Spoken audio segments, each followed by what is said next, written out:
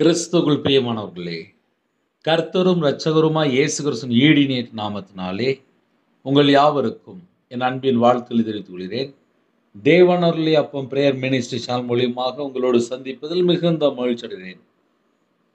தினம்தோறும் அதிகாலை வேளையிலே பரிசுத்த வேதாந்தத்திலிருந்து ஒரு பகுதியை நாம் தியானித்து நம்முடைய குடும்ப பாதுகாப்பிற்காக நாம் ஜெபிக்கிறோம். அதிகாலை வேளையில் அபிஷேகங்களை பெற்றுக்கொள்ள, தேவனுடைய கிருபை பெற்றுக்கொள்ள புதிய நாளுக்காக இணைந்திருங்கள். எரேமியா 4 அதிகாரம் 1-2 ஆகிய வசனங்கள். இஸ்ரவேலே, நீ மனம் திரும்புவதற்கு மனதாயிருந்தால் என்னிடத்தில் திரும்பு என்று கர்த்தர் சொல்கிறார். நீ உன் அருவருப்புகளை என் பார்வையினின்று அகற்றிவிட்டால் நீ இனி அலைந்து திரிவதில்லை. நீ உண்மையோடும் நியாயத்தோடும் நீதியோடும் கர்த்தருடைய ஜீவனைக் கொண்டு ஆணையிடுவாய். புறஜாதிகளும் அவருக்குள் ஆசீர்வதிக்கப்பட்டு அவருக்குள் மேன்மை பாராட்டுவார்கள். ஹல்லேலூயா. கிறிஸ்துவுக்குள் பிரியமானவர்களே, இன்னைக்கு காலையில நம்ம எடுத்த சப்ஜெக்ட் ஒரு முக்கியமான சப்ஜெக்ட். வசனம் நிறைய இருக்கு. ரெஃபரன்ஸ் ஒருவேளை நீங்க எடுத்து எழுதுனா எழுதி கொள்ளலாம். நீ இனி அலைந்து திரிவதில்லை. ஹல்லேலூயா. நிறைய குடும்பத்திலே நிறைய பிரச்சனைக்கு காரணம் என்னன்னு சொல்லி கேட்டா தெரியாது. ஒரு மனுஷனுடைய வாழ்க்கையிலே அருவருப்பு அப்படின்னு சொல்லி இருக்கும்போது ஆசீர்வாதம் இருக்காது. அவங்களுடைய வாழ்க்கையில என்ன பிரச்சனை இருக்கும் அப்படின்னா, அலைந்து திரிந்து கொண்டு இருப்பாங்க. பரதேசியா இங்க அங்கும் போயிட்டே இருப்பாங்க. இஸ்ரவேலே, நீ திரும்புவதற்கு மனதாயிருந்தால் என்னிடத்தில் திரும்பு என்று கர்த்தர் சொல்கிறார். ஒரு குடும்பம் ஆசீர்வதிக்கப்பட வேண்டும் என்றால் அதுக்கு முன்பாக என்ன செய்யணும் அப்படின்னா, கர்த்தர் பக்கம் நம்ம இருக்கிறோமா? அதுதான் எல்லா குடும்பமுமே செக் பண்ணி பார்க்க வேண்டிய ஒரு முக்கியமான விஷயம். எப்படி காலையில தூங்கி எழுந்திரிச்சோடனே டிஃபினு, அப்புறம் மத்தியானம் சாப்பாடு, அப்புறம் நைட்டு டிஃபினு. சாதாரணமாக கையில் இருக்க செல்ஃபோனே ஒரு நாளைக்கு 2 நேரம் சார்ஜ் போடுறாங்க. கேட்டால் சார்ஜ் குறைஞ்சிட்டு அப்படிம்பாங்க. வீட்டில் எல்லா வீட்லேயுமே காலையிலேருந்து ராத்திரி வரைய எவ்வளோதான் வேலை செஞ்சாலும் நிறைய குடும்பத்தில் ரெஸ்ட் எடுக்க சொல்லி ஒரு டைம் வச்சுருப்பாங்க. நீ திரும்புவதற்கு மனதாக இருந்தால் என்னிடத்தில் திரும்பு. உனக்கு மனம் திரும்பணும்னு ஆசையாக இருக்கா? என்கிட்ட மனம் திரும்பு அப்படிங்கிறாரு. அப்படின்னா என்ன பிரதர் அர்த்தம் அப்படின்னா, ஒரு குடும்பத்தில் கர்த்தரை விட்டு தள்ளி போகும்போது அருவருப்பான காரியத்துக்குள்ள போய் சிக்கி கொள்றாங்க. பைபிளில் அருவருப்பு அப்படின்னு சொல்லி பார்க்கும்போது நிறைய வசனம் இருக்கு.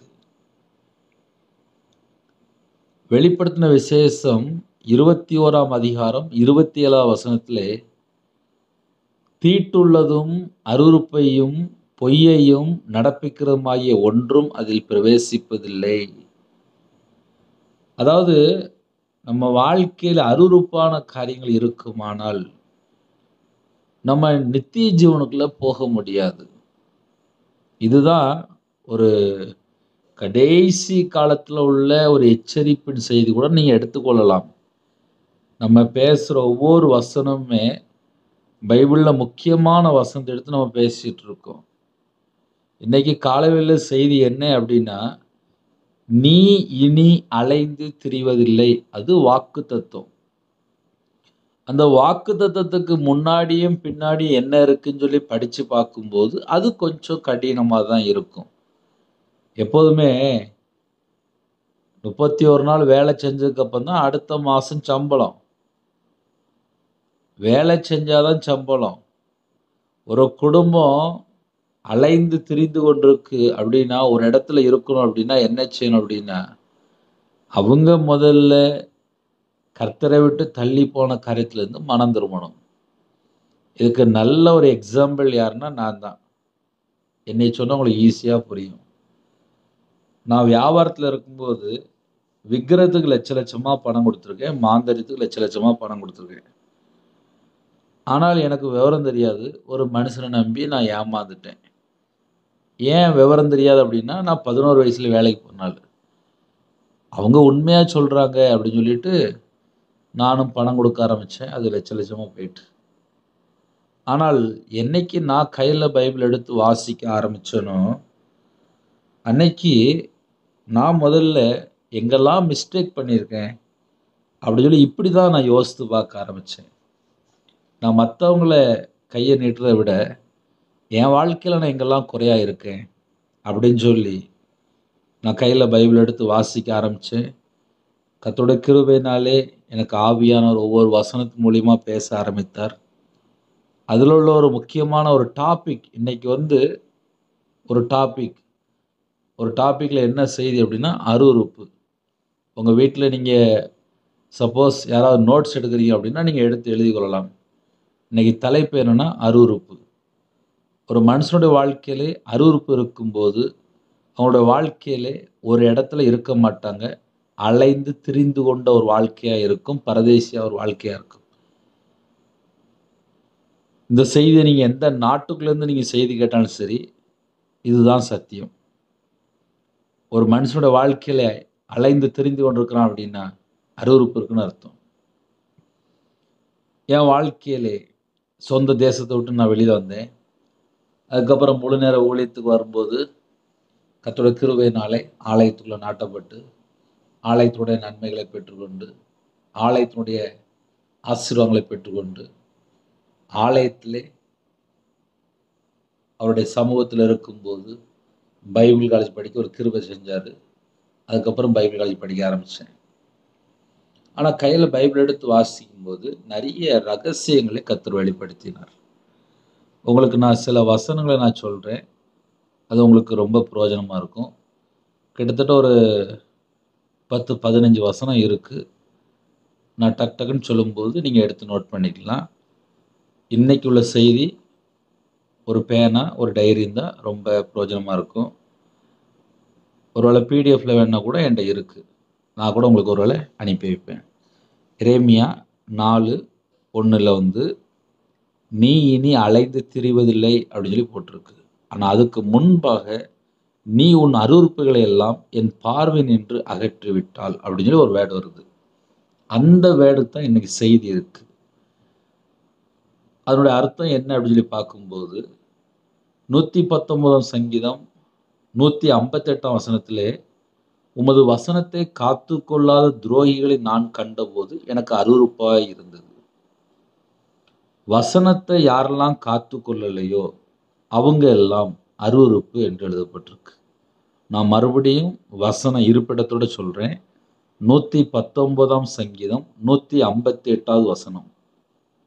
"உமது வசனத்தை காத்துக்கொள்ளாத துரோகிகளை நான் கண்டபோது எனக்கு அருவருப்பாய் இருந்தது."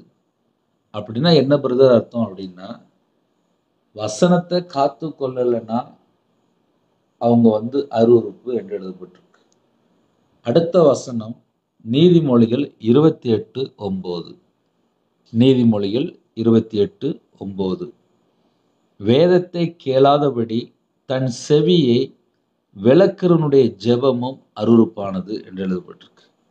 வேதத்தை கேளாதபடி தன் செவியை விலக்குறவனுடைய ஜெபம். வசனம் தெரியும், வசனத்தை காத்துக்கொள்ளணும். வசனம் தெரியும், ஆனா கீழ்ப்படிய மாட்டாங்க. வசனத்தை காத்துக்கொள்ளலைன்னா துரோகி, அருவருப்பு. வசனத்தை கேட்கல அப்படின்னா அவங்களுடைய ஜெபம் அருவருப்பு. அடுத்தாப்புல நீதிமொழிகள் 21ஆம் வசனம் 27ஆம் வசனம். "துன்மார்க்கருடைய பலி அருவருப்பானது" என்று எழுதப்பட்டிருக்கு. "அதை துர்சிந்தையோடு செலுத்தினாலோ எத்தனை அதிகமாய் அருவருக்கப்படும்." கர்த்தருடைய வார்த்தை விட்டு விலகினாலே துன்மார்க்கர். துன்மார்க்கருடைய பலி அருவருப்பானது. அப்ப இன்னைக்கு செய்தி என்ன பிரதர்? நான் ஒரு 3 வசனம் இப்ப உங்களுக்கு சொல்லியிருக்கேன். இந்த 3 வசனத்திலே அவ்வளோ கன்டென்ட் இருக்கு. இன்னைக்குள்ள வசனத்தை நான் மறுபடியும் வாசிக்கிறேன். அது உங்களுக்கு பிரயோஜனமா இருக்கும். "நீங்கள் திரும்புகிறதற்கு மனதாயிருந்தால் என்னிடத்தில் திரும்பு என்று கர்த்தர் சொல்கிறார். நீ உன் அருவருப்புகளை எல்லாம் என் பார்வை நின்று அகற்றி விட்டால். இப்ப அருவருப்பு அப்படின்னு சொல்லி ஒரு சப்ஜெக்ட் வருது. அருவருப்பு அப்படின்னு சொல்லி இன்னும் கொஞ்சம் ஆழமா போய் உள்ள பார்க்கும்போது, நீதிமொழிகள் 11ஆம் அதிகாரம் 1ஆம் வசனத்திலே கள்ள திராசு கர்த்தருக்கு அருவருப்பானது. கள்ள திராசு. உண்மையா எதெல்லாம் சம்பாதிக்கிறாங்களோ அதெல்லாம் தேவனுக்கு பிரியம். கள்ள திராசு அப்படின்னா இப்போ எல்லாமே டிஜிட்டலில் ஓடிட்டு இருக்கு. அந்த காலத்தில் கையில் அப்படி திராசு அப்படி தூக்கி பார்ப்பாங்க. கீழே பார்த்தா ஏதோ ஒளிச்சு வச்சுருப்பாங்க. இல்லை எடையை கொஞ்சம் அப்படி கூட குறைய காமிக்கும். கள்ள திராசு கர்த்தருக்கு அருவருப்பானது. நீதிமொழிகள் 3ஆம் அதிகாரம் 32ஆம் வசனத்திலே மாறுபாடுள்ள இருதயம் உள்ளவர்கள் கர்த்தருக்கு அருவருப்பானவர்கள். மாறுபாடான இருதயம், ரெண்டு பக்கம், இந்த பக்கம் அந்த பக்கம், இந்த பக்கம் அந்த பக்கம் சொல்லிட்டு ரெண்டு பக்கமா இருப்பாங்க. கர்த்தர் தான் மெய்யான தெய்வம் அப்படின்னு தெரிஞ்சதுக்கு அப்புறம் விக்கிரத்துல போய் சிக்கி கொள்ளக்கூடாது. சில குடும்பத்தில் என்ன செய்வாங்க அப்படின்னா, என்னதான் ஜெபம் கேட்டாலும் என்னதான் மெசேஜ் கேட்டாலும் மறுபடி விக்கிரத்தில் போய் உலக வழிபாடுகளில் போய் அங்குள்ள காரியங்களை கற்றுக்கொண்டு அதுக்கப்புறம் பார்த்தா வீட்டில் வந்து வியாதி, அப்புறம் சாபம், அதுக்கப்புறம் தடை, அதுக்கப்புறம் ஏகப்பட்ட பிரச்சனை உள்ள வந்துடும். நிம்மதி இருக்காது. வீட்டில் பார்த்தா பல பிரச்சனை, போராட்டம் தான் இருக்கும். இதுக்கெல்லாம் பின்னாடி என்ன பிரச்சனை அப்படின்னா மாறுபாடு. மாறுபாடு உள்ள இருதயம் உள்ளவர்கள் கர்த்தருக்கு அருவருப்பானவர்கள். இது ஒரு பக்கம் இருக்கு. நீதிமொழிகள் 12ஆம் அதிகாரம் 22ஆம் வசனத்திலே பொய் உதடுகள் கர்த்தருக்கு அருவருப்பானவைகள். பேசுகிற வார்த்தையிலே உண்மையா இருந்துச்சு அப்படின்னா நம்ம கர்த்தருக்கு பிரியமா வாழ்றோம்.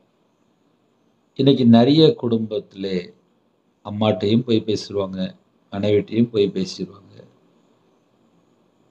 வாயை திறந்தாலே பொய் தான் பேசுவாங்க. பொய் உதடுகள் கர்த்தருக்கு அருவருப்பானவைகள்.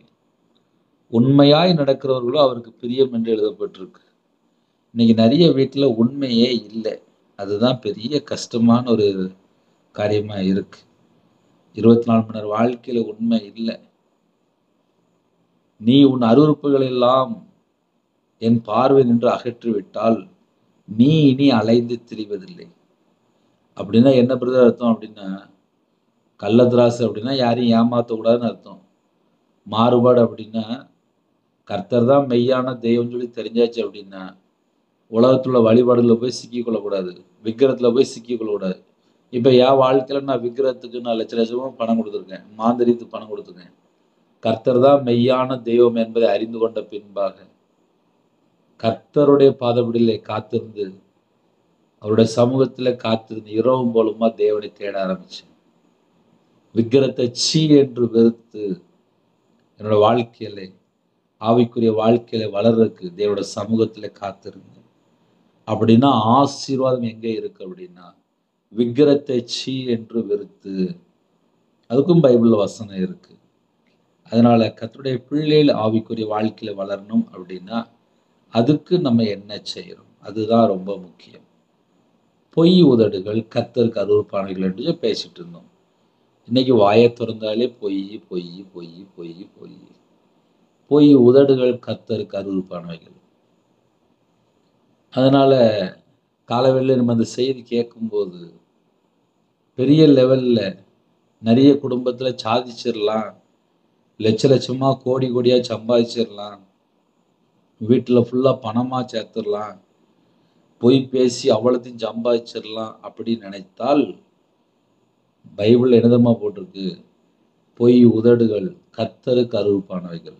கோடி கோடியா பணம் வச்சிருக்கலாம், பொய் பேசி சம்பாதிச்சால் கர்த்தருக்கு அருவருப்பானவைகள் என்று எழுதப்பட்டிருக்கு. உண்மையாய் நடக்கிறவர்களோ கர்த்தருக்கு பிரியம். அதனால கர்த்தருடைய பிள்ளைகள் உண்மையா வாழ்ந்து ஆசீர்வாதங்களை பெற்றுக்கொள்வோம். ஆசீர்வாதத்தை பெற்றுக்கொள்ளணும் அப்படின்னா அதுக்கு ஒரு மெத்தட் இருக்கு. சும்மா நமக்கு யாரும் ஒரு 1 லட்ச ரூபாயோ இல்லை 5 லட்ச ரூபாய் 10 லட்ச ரூபாய் யாரும் தூக்கி தரமாட்டாங்க. நம்ம தேவனுடைய கரத்துக்குள்ள அடங்கி இருந்தால், தேவனுக்கு பிரியமானபடி உண்மையா வாழ்ந்தால் உங்க குடும்பம் ஆசீர்வதிக்கப்படும். ஹல்லேலூயா. நீதிமொழிகள் 16ஆம் அதிகாரம் 5ஆம் வசனம். மனமேட்டிமை உள்ள எவனும் கர்த்தருக்கு அருவருப்பானவன். கையோடே கை கோர்த்தாலும் அவன் தண்டனைக்கு தப்பான் என்று எழுதப்பட்டிருக்கு. மனமேட்டிமை உள்ள எவனும், மனமேட்டிமை, இருதயத்துல ஒரு மேட்டிமை. இருதயத்துல மேட்டிமை வந்துச்சுன்னா புல்லு திங்க போட்டுருவாரு. நிறைய குடும்பத்துக்குள்ள மேட்டிமை, எனக்கு எல்லாம் தெரியும், நான் சாதிச்சிட்டேன். ஒன்றும் கிடையாதுப்பா. காலையில் தூங்கி எந்திரிச்சோமா உயிர் பிச்சை போட்டிருக்காரு. காலை வேளையிலே தேவன் கிருபை தந்திருக்காரு. செத்தா பரலோகத்துல நிக்கணும் அப்படின்னா நித்திய கிருபை நம்ம மேல இருக்கணும். இலவசமா அவருடைய கிருபை வாங்குறோம். நம்ம உலகத்துக்குள்ள போகும்போது அந்த கிருபையை நம்ம வேஸ்ட் பண்ணிடக்கூடாது. பொய்யான மாயான காரியங்களை பின்பற்றும் போது தேவனுடைய கிருபை இழந்து போயிடுவாங்க. இன்னைக்கு நிறைய குடும்பத்துல பொய்யான காரியத்துல போய் சிக்கி கொள்றாங்க. பொய்யா பேசினா ரொம்ப பிடிக்கி, பொய்யான நபர்கிட்ட பழக ரொம்ப பிடிக்கி, செல்போன்ல பொய்யான காரியம் நிறைய இருக்கு, அதுல போய் மூழ்கி கிடக்குறாங்க. அவங்களுடைய வாழ்க்கையில கிருபை இழந்து போயிட்டு இருக்கிறாங்க. மனமேட்டிமை உள்ள எவனும் கர்த்தருக்கு அருவருப்பானவன். கையோட கை கோர்த்தாலும் அவன் தண்டனைக்கு தப்பான் என்று எழுதப்பட்டிருக்கு. மனமேட்டிமையா யாரா இருந்தால் மனம் திரும்பினாதான்ப்பா ஆசீர்வாதம். நீ அலைந்து திரிவதில்லை என்று எழுதப்பட்டிருக்கு. எப்போ மனமேட்டிமை இருந்துச்சுன்னா அப்படியே அலைஞ்சுக்கிட்டே இருக்கு, அப்படியே அனுப்பி விட்டுருவாரு. சரி சரி போ போ அப்படின்ட்டுருவாரு. மனம் திரும்பினா மட்டும்தான் நீ இனி அலைந்து திரிவதில்லை. மனமேட்டிமை உள்ள எவனும், யாரா இருந்தாலும் சரி, அப்படித்தான் பைபிள் ரிசல்ட் போட்டிருக்கு. கர்த்தருக்கு அருவருப்பானவன். கர்த்தருக்கு அருவருப்பான ஒரு மனுஷன் அவனோட வாழ்க்கையில என்ன இருக்கும் அப்படின்னா அலைந்து திரிந்து கொண்டு இருப்பாங்க. ஒரு இடத்துல இருக்க மாட்டாங்க. லூக்கா 16:15 மனுஷனுக்குள்ளே மேன்மையாக எண்ணப்படுகிறது தேவனுக்கு முன்பாக அருவருப்பாய் இருக்கிறது. மனுஷருக்குள்ளே மேன்மையாக எண்ணப்படுகிறது. மனுஷனுக்குள்ள எதெல்லாம் மேன்மையா இருக்கோ தேவனுக்கு முன்பாக அதெல்லாம் அருவருப்பா இருக்குன்னு சொல்லி போட்டிருக்கு. உபாகமம் 22ஆம் அதிகாரம் 5ஆம் வசனத்திலே புருஷரின் உடைகளை ஸ்திரீகள் தரிக்கலாகாது, ஸ்திரீகளின் உடைகளை புருஷர் தரிக்கலாகாது. அப்படி செய்கிறவர்கள் எல்லாரும் முன் தேவனாகிய கர்த்தருக்கு அருவருப்பானவர்கள். புருஷரின் உடைகளை ஸ்திரீகள் தரிக்கலாகாது, ஸ்திரீகளினுடைய உடைகளை புருஷர் தரிக்கலாகாது. மாத்தி மாத்தி ட்ரெஸ்ஸை போடக்கூடாது. அப்படி போட்டா அருவருப்பு என்கிறார்.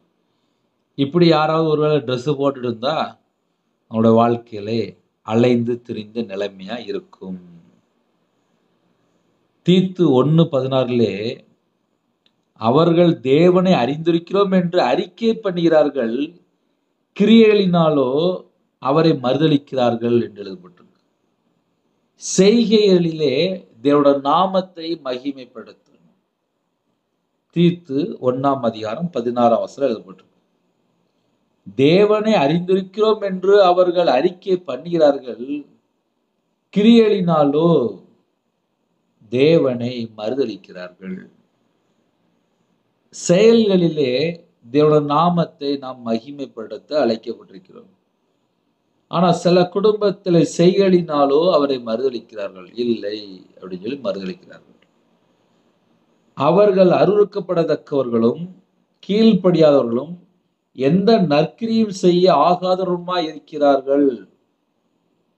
எந்த நற்கிரியும் செய்ய மாட்டாங்களாம்.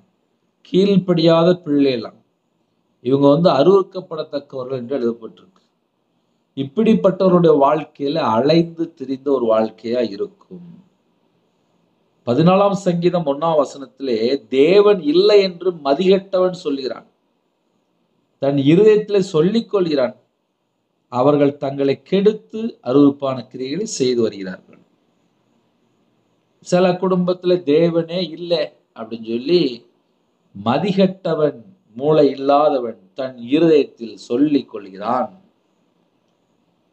அவர்கள் தங்களை கெடுத்து தேவன் இல்லைன்னு சொல்லியாச்சுனாலே அந்த இடத்துக்குள்ள பிசாசு ஆட்டோமேட்டிக்கா உள்ள இருக்குன்னு அர்த்தம். அவர்கள் தங்களை கெடுத்து அருவருப்பான கிரியைகளை செய்து வருகிறார்கள். அருவருப்பான செயல்களை செய்து வருகிறார்கள்.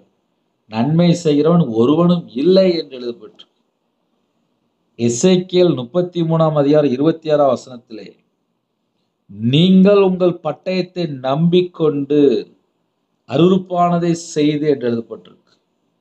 நீங்கள் உங்கள் பட்டயத்தை நம்பிக்கொண்டு அப்படின்னா அவங்களையே நம்பிட்டு இருப்பாங்க. கர்த்தரை நம்பாம இஷ்டம் போல வாழ்ந்துட்டு இருப்பாங்க. அவங்க யார் அப்படின்னா அருவருப்பானவர்கள் எழுதப்பட்டிருக்கு. ஒரு மனுஷனோட வாழ்க்கையில பழைய வாழ்க்கை என்ன அப்படின்னு சொல்லி ஒருவேளை நீங்க யாராவது யோசிக்கணும் அப்படின்னா 1 பேதுரு 4:3 எழுதப்பட்டிருக்கு. சென்ற வாழ்நாட் காலத்திலே நாம் புறஜாதியுடைய இஷ்டத்தின்படி நடந்து கொண்டது போதும். உங்க கையில பைபிள் இருந்தா நீங்க எடுத்து வாசித்து பார்க்கலாம். 1 பேதுரு 4 அதிகாரம் 3 வசனம். சென்ற வாழ்நாட் காலத்திலே நாம் புறஜாதியுடைய இஷ்டத்தின்படி நடந்து கொண்டது போதும்.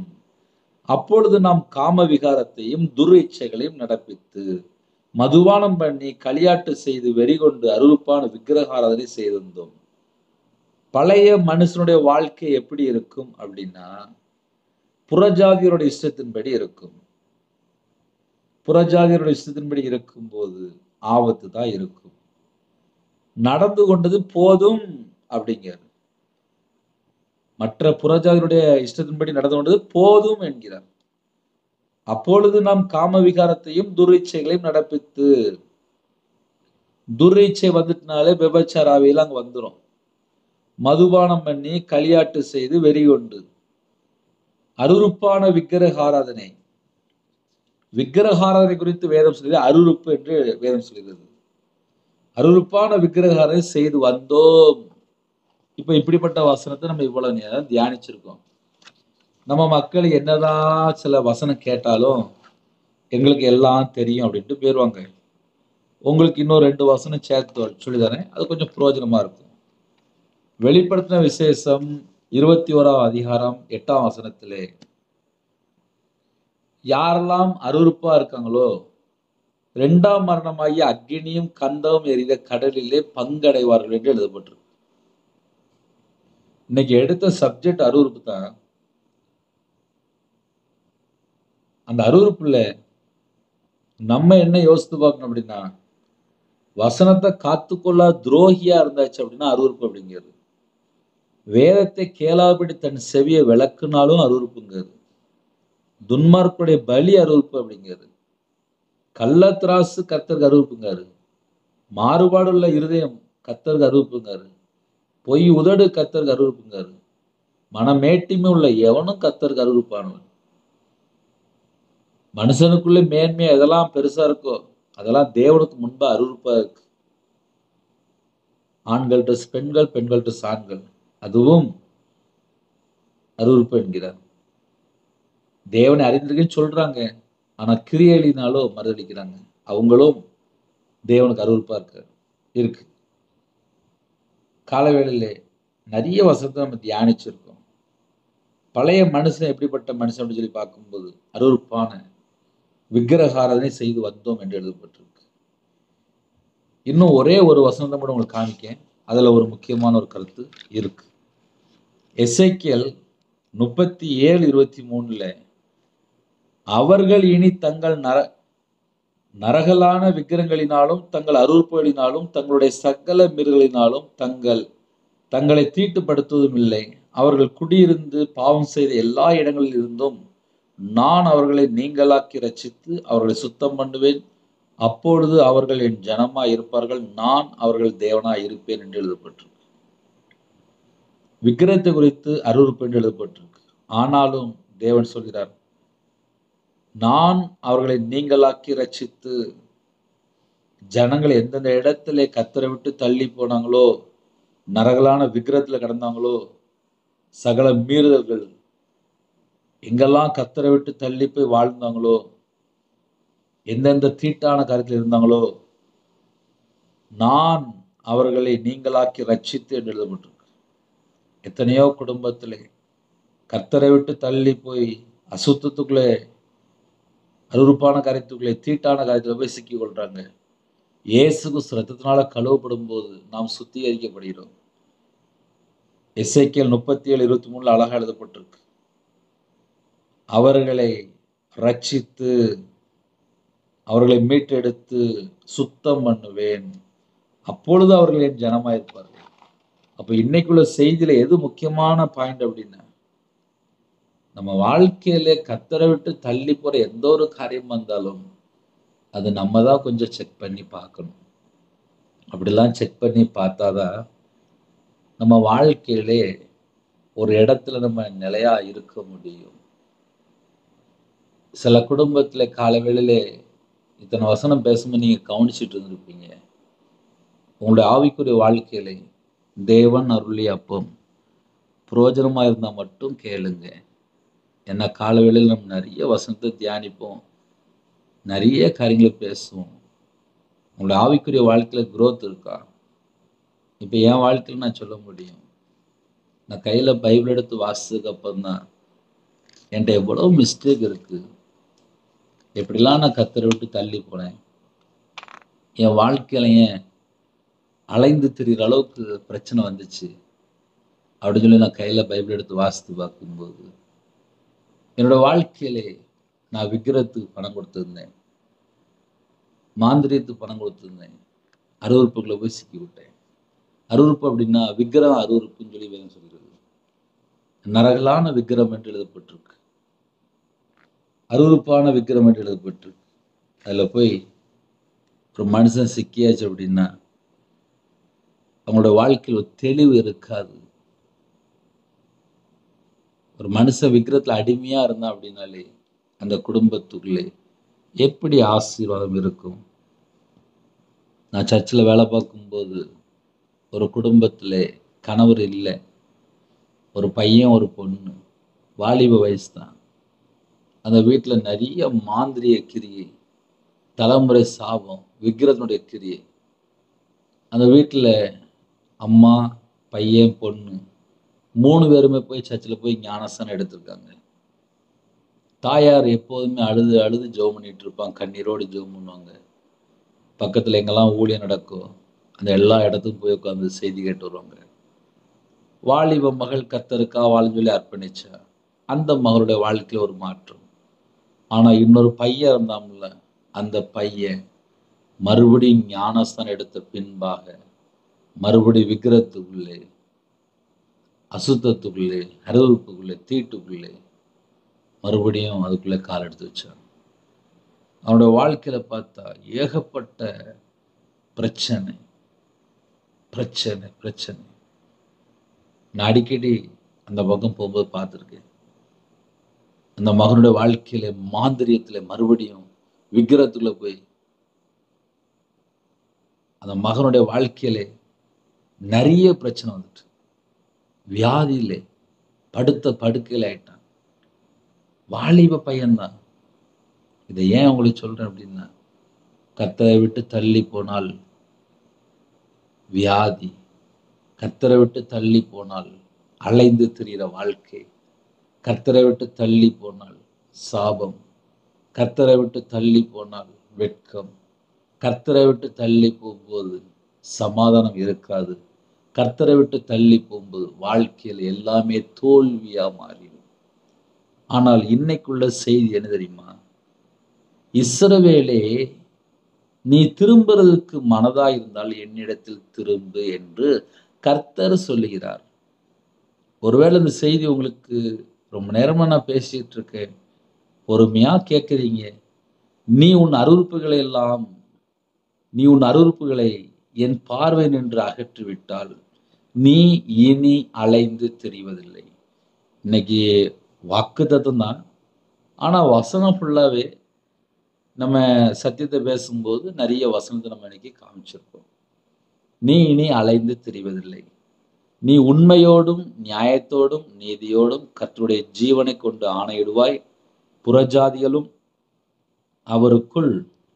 அவருக்குள்ள இயேசு கிறிஸ்துவுக்குள் ஆசீர்வதிக்கப்பட்டு அவருக்குள் மேன்மை பாராட்டுவார்கள். இப்ப நல்லா யோசித்து பாருங்களேன். என் வாழ்க்கையிலே நான் 2015 கையில் பைபிள் எடுக்க ஆரம்பித்தேன். 2015 கர்த்தருடைய கிருபையினாலே இந்த நிமிஷம் வரைய கர்த்தர் தான் நீ வழி நடத்துறார். கர்த்தர் தான் வழி நடத்துறார். என் வாழ்க்கையில் என்னெல்லாம் மாற்றம் வந்துச்சோ, நான் தேவனிடத்திலிருந்து என்னெல்லாம் நன்மைகளை பெற்றுக்கொண்டனோ, அந்த காரியங்களில் சில காரியங்கள் மட்டும் உங்களுடைய ஆவிக்குரிய வாழ்க்கைக்கு அது பிரயோஜனமாக இருக்கிறதுனால, என்னுடைய வாழ்க்கையில் நான் எப்படிலாம் கர்த்தரை விட்டு தள்ளி போனேன் என்பதை ஒரு அனுபவ சாட்சி. அனுபவ சாட்சி அப்படின்னா எப்படி மனம் திரும்பினேன். இன்னைக்குள்ள செய்தி அதே தான். நீ மனம் திரும்புவதற்கு மனதாக இருந்தால் என்னிடத்தில் திரும்பு என்கிறார். அப்போ என் வாழ்க்கையில் நான் கர்த்தர் பக்கம் மனம் திரும்பினேன். இந்த நிமிஷம் வரையும் எனக்கு உயிர் பிச்சை போட்டிருக்காரு. செத்தா பரலோகத்தில் போய் நிற்கணும், அவ்வளோதான் கான்செப்ட். இந்த உலகத்தில் நம்ம எதையும் கொண்டு வரவும் இல்லை, எதையும் கொண்டு போகிறதும் இல்லை. இன்னைக்கு நிறைய குடும்பத்தில் பணத்துக்காக சண்டை போடுறாங்க. ஒன்றும் செய்ய முடியாது. ஏன்னா காலம் கடைசியாக இருக்குது. பணம்னா சண்டை போட ஆரம்பிச்சிருந்தாங்க. இப்படிப்பட்ட உலகத்தில் தான் நம்ம வாழ்ந்துட்டு இருக்கோம். ஆனால் வேதம் சொல்கிறது, நீ உன் அருவருப்புகளை என் பார்வை நின்று அகற்றிவிட்டால் நீ இனி அலைந்து திரிவதில்லை என்கிறார். நீ உண்மையோடும் நியாயத்தோடும் நீதியோடும் கர்த்தருடைய ஜீவனை கொண்டு ஆணையிடுவாய். புறஜாதிகளும் அவருக்குள் ஆசீர்வதிக்கப்பட்டு அவருக்குள் மேன்மை பாராட்டுவார்கள். கர்த்தருக்குள் தான் மேன்மை பாராட்ட முடியும். நான் இன்னைக்கு உயிரோடு இருக்கேன் அப்படின்னா அது கர்த்தர் கொடுத்த கிருபை. அப்போ நான் கர்த்தரை மட்டும்தான் உயர்த்தி பேச முடியும். ஏன்னா சுயத்திலலாம் யாரும் நிற்க முடியாது. இன்னைக்கு பணம் இருக்கு அப்படின்னு சொல்லலாம், ஆனால் உயிர் தந்தது யாரு? தேவன் தானே. அதனால அந்த தேவன் நமக்கு உயிர் தந்திருக்கார். எதுக்கு அப்படின்னா இது கிருபையின் காலம். கிருபையின் காலத்திலே மனம் திரும்புறதுக்கு மட்டும்தான் கிருபை. பாவ மன்னிப்பை பெற்றுக்கொள்றதுக்கு கிருபை. நம்ம ஆசீர்வாதமா வாழ்றதுக்கு கிருபை. நம்ம விடுதலையாக்கப்பட்ட சந்ததி தான். ஆனால் நம்ம எப்படி வாழ்றோமோ அதை ஒரு நாள் நியாயம் விசாரிப்பார். அதனால ஆவிக்குரிய பிள்ளைகள் எப்பொழுதும் எச்சரிப்போடே இருக்கணும். நம்ம பரலோகத்தில் போய் கணக்கு கொடுக்கணும். ஹல்லேலூயா. ஒரு சின்ன ஜெபம் பண்ணி முடிச்சிருமா? இருக்கிற இடத்துல முழங்கால் போடுங்க எல்லாரும். பரம தகப்பனே, உம்மை நன்றியோடு துதிக்கிறோம், ஸ்துதிக்கிறோம்ப்பா. எங்களுக்கு ஜீவனை தந்த ஜீவாதிபதியானவரே, உம்மை நன்றியோடு துதிக்கிறோம், ஸ்துதிக்கிறோம்ப்பா. பரிசுத்தமுள்ள தேவனை ஆராதிக்கிறது எங்களுக்காக ஜீவ பலியானீங்கப்பா. எங்களோட அக்கிரமம், எங்களுடைய பாவம், எங்களுடைய மீறுதல், எங்களுடைய துக்கம், எங்களுடைய பலவீனம், எங்களுடைய நோய் எங்களுக்காக காயப்பட்டீங்க, எங்களுக்காக நொறுக்கப்பட்டீங்கப்பா. எங்களுக்காக கல்வாரியில் எல்லாவற்றையும் சுமந்தீங்கப்பா. உம்மை அழைக்கிறோம்ப்பா. எத்தனை தேசத்துக்குள்ள இணைந்திருக்காங்களோ நாங்கள் எல்லாரும் ஆட்டுக்குட்டியான ஜீவபஸ்ல எழுதப்படணும் அப்படின்னா எங்கள் வாழ்க்கையில் அருவருப்பு தொடரக்கூடாதுப்பா. அருவருப்பான காரியம் இருக்கக்கூடாதுப்பா. கர்த்தரை விட்டு தள்ளி போகிற எந்த ஒரு காரியம் எங்களுக்கு வேண்டாம்ப்பா. எங்களுக்கு இயேசு கிறிஸ்து ரத்தத்தினால ஒரு விடுதலை வேணும்ப்பா. இயேசு கிறிஸ்து ரத்தத்தினால வல்லமை இறங்கி வரட்டும்ப்பா. இயேசு கிறிஸ்து ரத்தம் சகல பாவங்களை நீக்கி சுத்திகரிக்கும். எங்களுக்காக பரிந்து பேசுகிற ரத்தம், வல்லமை உள்ள ரத்தம், சத்துருக்களை நொறுக்கிற ரத்தம், சத்துருக்களை ஜெயித்த ரத்தம், பிசாசனுடைய தலையை நசுக்கின ரத்தம். இந்த காலவேளையிலே எங்கள் எல்லாரையும் உங்களுடைய கரத்தில் அர்ப்பணிக்கிறோம்ப்பா. இந்த புதிய நாளைக்கான சில கிருபைக்கா நன்றிப்பா. அப்பிரோஜனமான ஊழியக்காரன்ப்பா. வசனத்தை பேசுறதுக்கு ஒரு கிருபை தந்தீங்க, நன்றி. ஜெபிக்கிற குடும்பம் எல்லாம் ஆசீர்வதிக்கப்படட்டும். கர்த்தர் பொறுப்பெடுத்துருங்க. அவங்க இதயத்துக்குள்ள தேவ சமாதானம் நிரப்புங்க. கடன் பிரச்சனை எந்த குடும்பத்தில் இருக்கோ அந்த கடன் பிரச்சனைக்கு ஒரு முடிவு கொண்டு வாங்க. கற்பத்தினையா ஜெபிக்கிறங்க, கர்த்தர் மனம் இறங்குங்க. மாசமாக இருக்காங்க, கர்த்தர் கூட இருங்க. டெலிவரி பண்ணுறாங்க, கர்த்தர் கூட இருங்க. பிள்ளைகளுக்கு வயசு அதிகமாயிட்டு இருக்கு, நல்ல ஒரு ரட்சிக்கப்பட்ட குடும்பமாக தாங்க. திருமணம் முடிந்ததுக்கப்புறம் நிறைய பிரச்சனைகள், அது எல்லாவற்றையும் மாற்றிடுங்க. பிறந்தநாள் கொண்டாடுறாங்க, திருமணம் கொண்டாடுறாங்க, கர்த்தர் கூட இருங்க, ஆசீர்வதிங்க. 1000 தலைமுறை பழுகி பெருகட்டும்.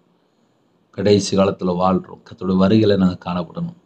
வெளியில் புறப்படுற ஒவ்வொரு குடும்பத்தையும் இயேசு கிறிஸ்து ரத்த கோட்டைகள் வேலை அடைத்து மூடி மறைத்து பாதுகாத்துங்க. ரட்சிப்பின் வஸ்து தாங்க ராஜா, நீதியின் சால்வை தாங்க. அவங்களுடைய கையின் கீழே ஆசிரியங்க, அப்பத்தின் தண்ணியை ஆசிரியங்க. ஆவிக்குரிய 9 கனிகளினாலும் ஆவிக்குரிய 9 வரலாறு நிரப்புங்க. உங்களுடைய கிருபினால் நிரப்புங்க. உங்களுடைய பிரசனத்தால் முடுங்க. உங்களுடைய வல்லமையால் நிரப்புங்க. புதிய எண்ணெயால் நிரப்பி ஆசிரியங்க. எல்லா குடும்பத்தையுமே கர்த்தர் பொறுப்படுத்துங்க. வேதத்தை தியானிக்கூடிய கிருபை தாங்க. இன்னைக்குள்ள தேவைகள் எல்லாம் சந்திங்க. எல்லா நாட்டில் உள்ள ஜனங்களையும் உங்களோட இரத்த கோட்டைகளை வேலடைத்து மூடி மறைத்து பாதுகாத்துள்ளது. வாகனத்தில் போகிறாங்க, சகல குடும்பத்துக்கு ஒரு பாதுகாப்பு வேணும். சரீரத்தில் பலவீனத்தோடு ஜெபிக்கணும். எல்லா பலவீனத்திலும் நீக்கி பூரண சுகம் தாங்க. உங்களுடைய தலைமுறை கரத்தினால தொட்டு சுகமாக்கி தாங்க. உங்கள் பாதவில் அர்ப்பணிக்கிறோம். இந்த நாள் முழுவதும் கர்த்தர் பொறுப்படுத்துங்க. உங்கள் கரத்தில் தாழ்த்திரும். துதிகான மகிமெல்லாம் முருகே செலுத்திடும். ஏசு கிறிஸ்துவின் பிதாவே ஆமென். தேவனுக்கே மகிமுண்டதாக. கர்த்தர் தாமே உங்களையும் உங்கள் குடும்பத்தையும் சகல காரியத்தையும் சம்பூர்ணமாக திருப்தியாக கர்த்தர் கூட ஆசீர்வதிப்பாராக. ஆமென். கர்த்தராகிய இயேசு கிறிஸ்துவின் கிருபையும் பிதாவாகிய தேவனுடைய அன்பும் பரிசுத்தருடைய ஐக்கியமும் இப்பொழுதும் எப்பொழுதும் சதா காலங்களிலும் நம் அனைவரோடு கொடுப்பதாக. ஆமென். கிறிஸ்துவில் பிரியமானவர்களே, 9363064182 நம்பர் உண்டாகும். நாங்கள் உங்களுக்காக குடும்பத்துக்காக ஜெபிப்போம். நீங்களும் எங்களுடைய ஊழியக்காரத்தோடு ஜெபித்துள்ளுங்கள். ஜெபிக்க வேண்டிய விரும்பினால் 9363064182 நம்பர் உண்டாகும். நாங்கள் உங்களுக்காக குடும்பத்துக்காக ஜெபிப்போம். God bless you.